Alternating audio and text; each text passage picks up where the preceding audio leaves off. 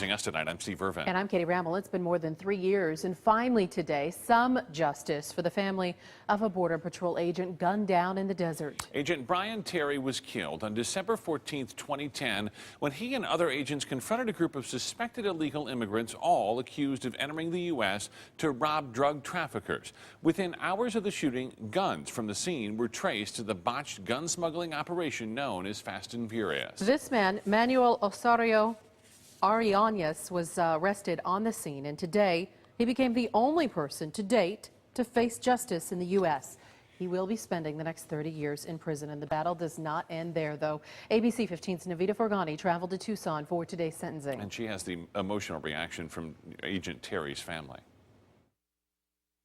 It took strength, but Josephine Terry and her daughters Michelle and Kelly weren't going to miss the opportunity to face the man convicted of killing their hero, Border Patrol agent Brian Terry. Like I said, after today, I didn't want to see his face anymore, so I just wanted to let him know that I meant what I said. And Kelly's words were piercing, looking directly at the defendant, Manuel Osorio Arianes, stating, "While you sit in that prison cell, I hope you think about your evil actions and how they impacted our family." We do not celebrate this sentence today, but we acknowledge justice. In court, the defendant didn't have anything to say to the judge or the Terry family, only stating in Spanish, quote, "I was wounded too."